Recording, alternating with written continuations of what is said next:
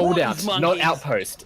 Outpost. No, Braxis outhold post. All right, yeah. So some other heroes that could populate the higher ends of this draft, things like Gul'dan, who does bring a lot of wave clear and also control, especially against heroes that want to be diving, things like a Greymane. The Horrifier just all of a sudden just disperses that whole lineup and makes it very easy to pick off targets one by one. Things like Johanna can also do very well into the Maiev combinations. So heroes like these that also bring a lot of wave clear while also disrupting a lot of the compositions that we've been seeing currently could very well pop up here in Braxis. I think you raise a very valid point there, GL, in that Gul'dan is almost a must pick on Braxis purely because of his ridiculous amounts of wave clear and that disruption with the fear onto a beacon at a pivotal point can be game turning, especially on Braxis.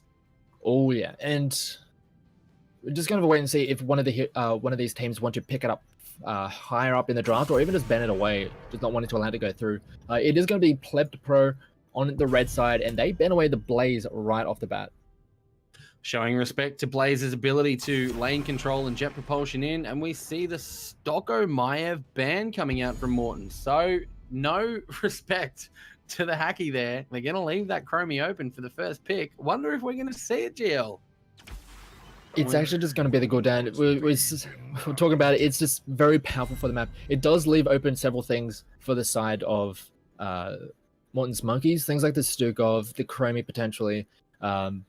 Things like the Malfurion. So they have the pick of the litter when it comes to the supports and whether or not they want to go, or in which direction they want to go with, or if they want to pick up the support at all at this early stage in the draft. Well, it's usually better to lock that support away and then start banning into the supports because you know your opponent going with the Gul'dan first is more likely to then pick into their front line. So very interesting coming out of Morton's monkeys. We've only got the Maiev ban seen from them so far. I wonder whether or not that Stukov is the high priority for them, and then into a bursty assassin. Or there's the Stukov pickup, we called it. Now do we get the assassin? I think we may see that. There's several directions they could go. They could go with that mobile assassin. They could go with their front line. They could just go with their back line. It's actually going to be the Thrall. So this is another thing. We were talking about it before when it actually got banned away in the first game of the night. Thrall currently is very powerful, especially when it comes into the 4-man setups with the way that Chain Lightning has that increased range on the bounce and Crash Lightning becoming a very viable threat. Crash Lightning on this map, GL. Crash Lightning, 2-lane map. It's the talent to pick up. I'd be very surprised if we don't see that. And it's going to get a lot of early game value. The damage doesn't scale on that talent. It just adds flat damage. And it's a lot. You get 10 stacks of that. That's going to be an extra 200 odd damage. Yeah, and once it hits 20 stacks on that Crash Lightning, then the bounces prioritize heroes. And at that point, you start to really just get out of control and really almost taking over the game. But I think last night in the Premier Division, we're seeing Thrall in the solo lane, and at that point you don't really see the Crash Lightning. You see things like the Echo of the Elements, or even what's the other one, the Rolling Thunder, is it? Yep, Rolling Thunder. Yeah, so you start to see some of the other ones because you're not in a position to be able to efficiently stack that Crash Lightning. But we'll just have to wait and see how the rest of this draft plays out for Morton's monkeys, whether or not they want that Thrall in the solo lane, or if they want it in the 4-man, really stacking up that Crash Lightning. One thing we didn't really mention was the Malfurion picked up on the side of Pleb2Pro. Wanted to pick it up before the next round of bans because they knew that if they didn't pick it up at that point, it would more than likely get taken away. And the Garrosh, very good at really mitigating any kind of aggressive pressure in the lanes. So if you do have someone starting to push, if you start pushing forward against a Garrosh, you have to be very careful with your positioning, or if he's just going to lob you right into his team, or right behind the wall, and you're not really going to get out from that point. Yeah, GL, if you want to be a Thrall or a melee hero, a Garrosh is going to be the perfect counter for you. You're going to try and walk up there and melee him, and if you've used Wind Fury to engage, you're not getting out in a hurry. Yeah, and he can get in pretty quickly he is technically an assassin, and he kind of has the HP or the durability to go along with that. He goes down pretty quickly when he's under some concentrated fire. And looking at what we have on the side of Pleb2Pro so far, it's not necessarily that upfront burst damage that's going to 100 to 0 you very quickly, but the Gul'dan will wear you down over time. And especially when you have something like a Malfurion nearby, able to keep him topped up with health and mana, that's going to help out a lot. And that Wrecking Ball into a Malfurion route. Hold up a second. What's this cheeky business? GL, Kalthus and Rexar.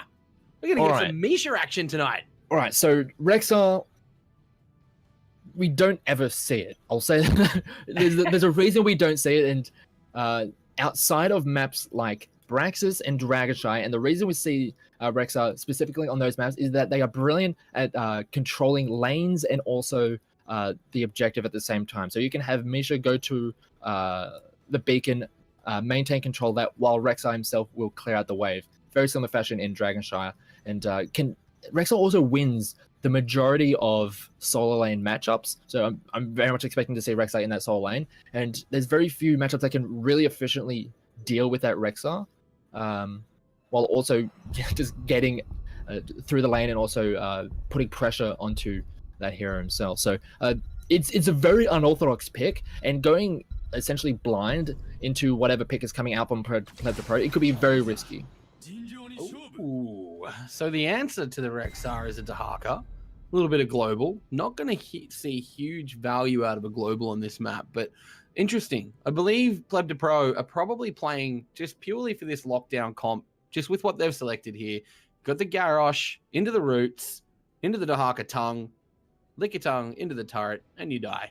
One thing I do like, and Swift Strike you to finish you off. Yeah. One thing I do like about this lineup from Pleb2Pro is one thing we started to see over in North America. It was, instead of playing just like a strict 4-1, it was more like a 1-1-3, where you have 3 in the bottom. In this case, being the Garrosh, the Malfurion, and the Gul'dan. They can just neutralize that lane rather well. Can force the opponents to not push too heavily in case they get flipped in, while you have the Dahaka in top lane, and then you have Genji essentially roaming, trying to influence both at the same time. Because of his mobility, he can go from bottom to top and vice versa incredibly quickly, and can be such an impact. So I'm looking, that's how Pleb2Pro are probably going to try and play this, whereas it looks like it's a very strict 4-1 setup on the side of Morton's Monkeys. Yeah, very interesting analysis there, GL. The ability for Genji to Swift Strike and then Cyber Agility over, putting him into the top or bottom lane instantaneously is just huge value, and can turn the entirety of a fight or a game or a channel. So the beacons are at complete risk when there's a Genji rotating, even with Misha sitting there on the point, you know, being a bear. Genji can start threatening that Rexar. He can just dive over and take him out very quickly. And that's essentially the point of this combination of the Dahaka and the Genji. You're not looking to try and deal with that Misha at the front line. You're just trying to take care of Rexar himself, because once you cut him down, then Misha is gone as well. And at that point, you're really starting to struggle in that solo lane. So looking to see the Genji try and influence essentially both lanes in this early game. But it's a very powerful 4-man coming out of Morton's Monkeys, and they have to be very careful with how they play that matchup. It sure is, GL. And we are underway with our boys on Pleb2Pro. We've got Hacky repping the Gul'dan, Moops on Malfurion, Vikarak on the Garrosh, Physics on the Genji, and Mitzi on Dahaka. And on the blue side, we have Morton's Monkeys. We have Morton himself on the Kalthus, Krasermeter on the Rexar, Bullcrow on the Stukov, Kermit is on Johanna, and Strider is going to be on the Thrall. And straight into it, GL Phoenix. We don't have any surprises. Rexar at the top with the Dahaka, and Genji. Hey, little Physics hanging out there in the shadows. Maybe waiting for a cheeky rotation. Maybe just being a little bit lazy. Yeah, but this is essentially what I was expecting from these two setups for this composition. Just wanting to try and get as much influence, because unless you're essentially trying to fight that 4v4 and trying to win that 4v4, you need to be trying to get advantages elsewhere. And when you have a Rexar on the other side of the map, that's very hard to deal with. But if you have an extra member here, as we do have Physics moving up there, it's forcing away Krasermeter, trying to just allow Mitzi to survive this very tough matchup. That Stukov throw almost results in an early kill there, but the Warbreaker just missed. Sorry, the Groundbreaker just missing. That was close.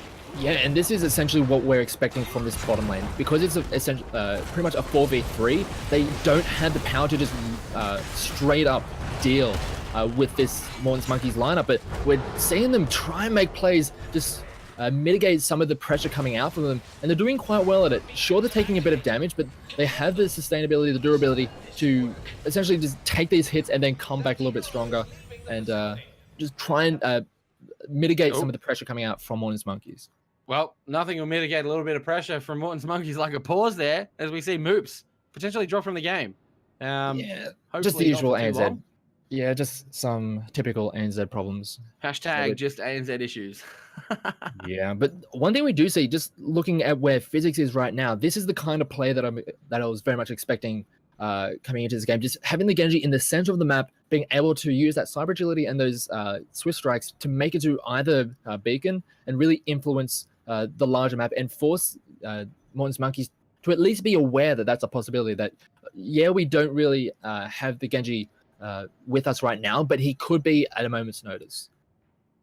Absolutely. He looks poised, ready to cyber agility over that wall and dive straight into the Rexar. But Rexar, I think, might be a little bit understanding of that ploy. So we'll see how he positions. Just looking down at the bot lane here as these beacons have spawned, and Morton's Monkeys have already started that channel, GL. Yeah, they have been able to pretty much brute force that bottom lane matchup because it's a 4v3. They have the man advantage. They have the power to just force back Pleb2Pro. They can't really step out without the Genji coming along to help them out. And on the top side, because the Genji has been in this rotation period, the Rexar has been able to control that 1v1 and control that beacon for now. Indeed. And we see the game coming back into action now that Malfurion is all good. Moops gives the all clear. What are we going to see here? Genji coming up the top to support his mate Mitzi on the Dahaka. Down the bottom lane, we're going to have Vikarak pressuring that beacon and Stukov putting that lurking arm straight down. Yeah, but because they're opting to go for this camp, they're actually giving up pressure on the point, and they do manage to cap the camp. Moops does secure that objective, and this is going to give a little bit of progress over, as now it's going to be up to Morton's Monkeys to make their way back in, but they do get a great pickup, take down the Gordon. Destroyed their GL. Moops, nowhere to be seen, was taking a lot of damage from the Kalthas and gets silenced, and Hacky gets exploded. Yeah, and I think that's just Pleb2Pro not really respecting the 4-man coming out from Morton's Monkeys, just getting caught out immediately as Vikarak just stepping too far. I mean, you're a single Garrosh with a Malfurion at your back against 4 members. That is way too much to be dealing with, and they're just getting punished for their, I guess, their arrogance at this point. He pays the price there, and Genji's still staying on that top lane, not coming down to deal with this as we lose the entire fort wall here so early on, GL. We see those fire bats adding a lot of value, soaking all of that damage, allowing Kale, and we got Thrall on Strider on the Thrall, just poking those towers down, and they're gone. Yeah, there's a lot of pressure coming in for the side of Morton's Monkeys, and they Pleb2Pro really need to mix something up. They had that Genji on the top side, just trying to get that play to happen for so long. It's not really working, as Vikarak is taken so very low, but he will manage to get out for now. Vikarak took a lot of damage just then, GL. He was almost gone again. Yeah, and throughout this entire game, we've had Physics on that top side, just essentially doing the pump fake over and over and over again, but eventually, essentially trying to get it to work. Eventually, they're going to fall for it, right? But so far, no. They've just walked straight in, taking a lot of advantages as Physics is now on the bottom side. They're trying to get the play. Genji takes out Bullcrow on the Stukov. This sneaky swift strike from the back lines. Thrall gets rooted, can't do anything about it. Morton circling around, wandering aimlessly, unfortunately. Kermit on the front there, doesn't see it in time, and they lose their healer.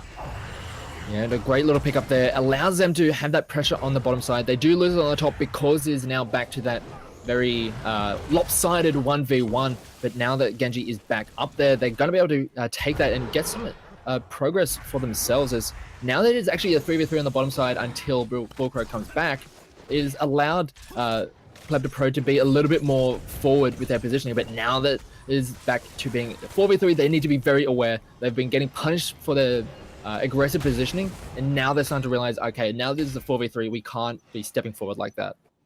I'll just point out that iron skin there by Kermit on the Johanna prevented him from being tossed around like a ragdoll by the Garrosh. Very smart and good timing there. We see a lot of pressure being applied to this bottom fort as we see Pleb2Pro try and take out that Merc camp. So some less than ideal timing here, GL. They've controlled both beacons, almost. Sorry, the top beacon's still controlled until Misha takes that back off Mitzi. Ooh, a nice little trade coming in for Mitzi on that Dahaka and maintains control of that top point, which is really important considering how this bottom lane matchup is going. As Vikarak takes a lot of damage. Copping all the damage, was silenced. Oh. No health. Tosses Johanna into the fort. Genji gets away with the deflect. Oh, wow. Wow, what a great team fight. Yeah, it wasn't the victory that Pleb2Pro would have wanted, but the fact that they managed to survive it for so long is very important, as the beacons were taken for the side of Morton's Monkeys, and they have so much progress, 96%, as physics does end up shifting over that bottom one, but now that they just can't really push in, and that's going to be the full Zerg wave coming out for the side of Morton's Monkeys, and they're going to have to rotate up to deal with it, but that will leave this bottom side completely vulnerable. Is this the Rexar gaining that much value over Dahaka? This is really an interesting pickup by Morton's. Yeah, it's, as I was saying, it's an incredibly rare pick because unless you're getting that solo lane value, you're not really... He doesn't really get much value outside of that very limited time frame. So they're able to get essentially as much as you want out of that solo lane, as they are able to get that full Zerg wave, put a lot of pressure down. Crazy Meat is still managing to force away Mitzi, or force a lot of damage on Mitzi. Vikarak almost picked there, gets the nether laps. We've got Strider putting out the damage. This bottom fort goes down as they counter push on the bot lane, only sending the ghoul down up the top to deal with that Zerg wave with Mitzi. I wonder if this is Pleb2Pro being a little bit anxious against Morton's. Well, I think it's just they're trying to play a very specific style, and so far it's just not really working out for them just yet. It can work out. They do have a much quicker rotation throughout the map, but so far they're not being able to get the advantage from it. I think a lot of it stemmed from physics on the Genji not able to really punish Crazy Meter on that Rexar for potentially overextending because he was playing reasonably safe. And sure, he gave up some advantages here and there, but they were able to really control the big four-man, and at that point they had to make a play with that Genji, but they are going to be able to get their heroics and force their way onto this top four. Now we just saw that hard engage onto Mitzi at the top there, getting rooted, and level 10 coming online, and we see Bestial Wrath coming out for Rexar, Earthquake for the Thrall, obviously the Blessed Shield for the Johanna. Putting these ultimates to effective use and nearly securing the kill. That burrow on the Dahaka was the only thing that saved him just then, GL. Yeah, it was very well played and good mitigation of that power advantage of Morton's Monkeys. They are going to be able to get to level 10 themselves, and then they will have some very powerful heroics to work with. They have the Horrify, they have a Twilight Dream, they got Dragon Blade, Wallace Challenge, and even the Isolation. All of those tools can be used in a very high impact fashion. We just saw an attempt to engage on the guys from Morton's as they were picking up that camp, but Vikarak, spotting all of the members there, decides to toss the Johanna out of the way and just back it out for another day. Yeah, and they have to deal with his wave, and they're just bleeding structures on both sides of the map. They were just not able to maintain. Oh, actually, Vikarak is going to take a lot of damage as the massive shove just gets moved all the way out of there, and that's all of a sudden all that healing out of there for Vikarak. They do manage to get there. Incredibly smart play. Here we get the fear onto the Thrall, and he gets exploded. Johanna now in a spot of bother with Kermit taking shots from that tower. Kale gets blown up as well. Malfurion getting the kill. We see Physics with the Dragon Blade coming out. Moops is being super aggressive. Good night, Johanna. Good night, Stukov. This is a top wipe.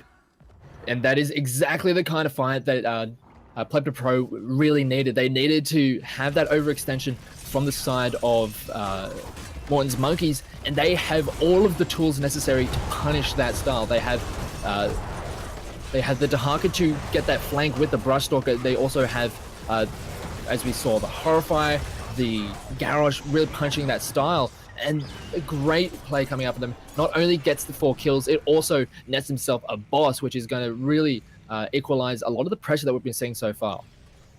Yeah, but what they could have done there, GL, was take that bottom beacon and start securing the progress, but they didn't. but they've netted themselves a boss. Dahaka's in some trouble here with the silence on him. Goodbye, Dino friend. You get taken out, with the only cost really being a Phoenix. Yeah, and that's not really all that much used for that kill, and we do actually have both of the points almost taken for the side of Pleb2Pro. They do manage to pick it up for a little bit of percentage, but now we're getting into that point of the game where the map is a little bit more open, and it's going to be up to the rotations of both teams to try and do this dance in between the two beacons. So far, because of that kill, it's going over to the side of Pleb2Pro, but they want to get that kill into Crazy Meter. That the fear is going to get used. They do manage to pick up Crazy Meter, and that is going to be a massive kill, really cementing their power in this top side of the map, and they can now decide the pace of the game around these beacons. Yeah, we're getting a rear flank coming in. Stukov and Kale are going to get caught unawares here by this Garrosh, but Kermit, Thrall with the disengage, very, very lucky. Yeah, but because of that rotation coming down, they were forced away from that beacon. They do end up securing both of them, and with that, Rexar not on the map, they're not able to immediately flip it over. So there is going to be a bit of progress over to the side of Pleb2Pro, but now it's just going to be back to the dance. Now that we have all 5 members on both sides, it's up to the next big team fight to see where or how the rest of this match is going to go. And then we're seeing a little bit of a dance revolution here as Johanna gets caught. Stukov copying the damage from the Genji. Can Bullcrow get away? See, Physics get rooted. Mitzi just hanging out in the middle of that earthquake, GL. That was so close. Bullcrow sitting on about 10 HP, mate. Yeah, but because of that fight, that it looked like Pleb2Pro wanted to get that fight to happen. They did end up giving over the beacons, and it is going to be another 100% Zerg wave for the blue side, and that is, they do have the wave clear starting to kick into gear on the side of Pleb2Pro. They do have the Echoed Corruption finished off for that Gul'dan, so that's going to help out a lot. But they are starting to lose structures, and this could start really threatening this pick. That Echoed Corruption was finished in around 8 minutes by Hacky, so that was his main focus, and he did that with reckless abandon. Yeah, trying now to defend. In a very similar fashion to what we're talking about with the Crash Lightning, because you're in the format, you're going to be hitting people over and over and over with those corruption, and you're going to be able to stack it up pretty quickly. But because they had taken so much structural damage prior to that, or they're actually just going to go for the engage. Oh, Thrall gets tossed over the shoulder of Vicarak. Vicarak taking too much damage from Malfurion to heal. Strider getting away. Mitzi going down in a dinosaur wreck. Yeah, and a great massive shove just got that Genji all the way out of that fight. Physics not able to really influence it at all. So a great position coming in for the side of Morton's Monkeys. They're starting to move their way onto the core, and they are going to really put the pressure down onto Vicarak, but I'm not sure if they're going to be able to finish him off. And because they went for that, they're not able to really put a dent in that core now. If we look at cheeky peek at that top lane after this disengage, we'll see the top keep goes down. Yeah, and that's massive for the side of Pleb2Pro, because that gives them a window back into this game. If that wave had just been cleaned up and didn't really get all that much, it would have been much harder for Pleb2Pro to really have that avenue. Now they have a wing condition. If they get another big fight that we saw earlier, they can just go straight into that base of Morton's Monkeys and just finish the game right there. Once again, Gio, we see a lot of a low amount of kills on these maps, and it's just due to the high level of play that we're seeing for this particular game, but also the positioning of everyone is very, very smart. So they're playing the macro really well. They're getting in some good rotations. It's just the focus is so extreme from both of these teams that when they want someone dead, they get them. Absolutely, and both of these teams have the tools to do so, to lock down those targets. We've seen just how efficiently they've been dealing with that Dahaka for the side of Morton's Monkeys, and on the side of Pleb2Pro, we see just how quick they can turn a fight, and they have the tools to just demolish any target they want. You're right. Just looks like we're seeing a little bit of a tentative, testing the waters out down here in bot lane, and Dahaka and Rexstar are up the top playing a bit of Ring the Rosie around the Heavy Merc camp there.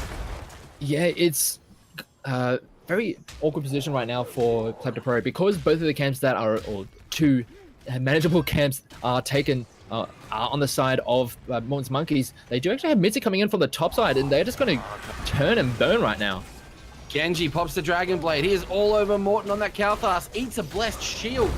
Mitzi trying to run away on the dinosaur. Pops the silence. Everybody disengages.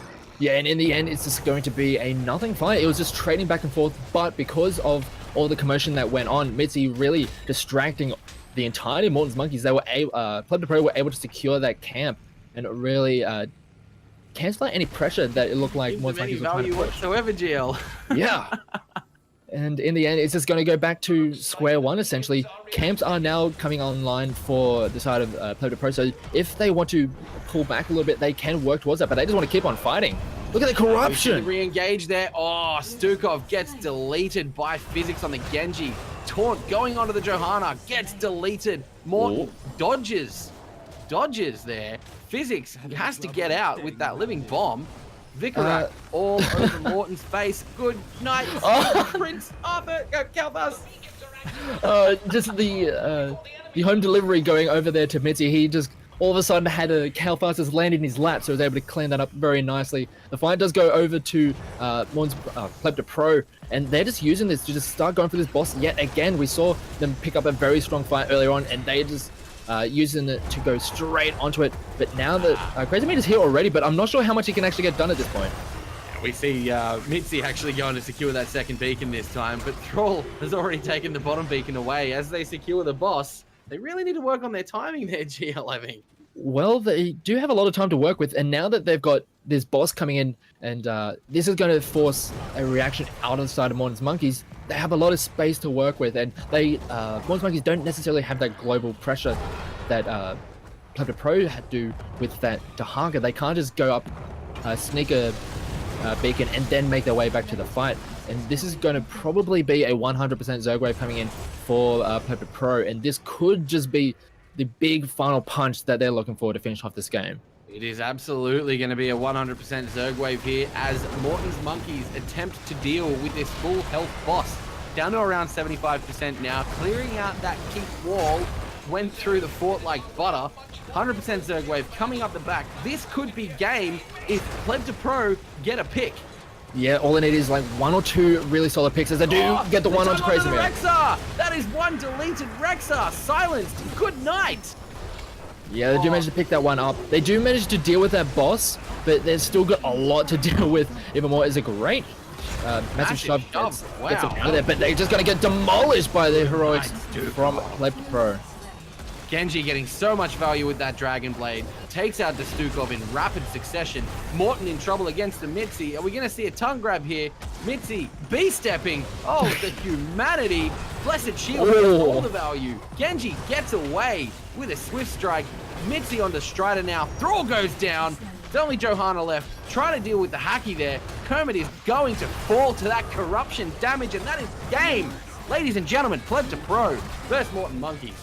Wow. Yeah. What a game. It was looking very good for Morton's monkeys. They controlled the majority of that, but I feel as though these later fights, once we start to get the heroics online for Pleb2Pro, they were just so dominant in those all-out team fights, picking up several members at a time, and then from that point, they were just able to control the map. GL, what a game. What a treat. That was a nice little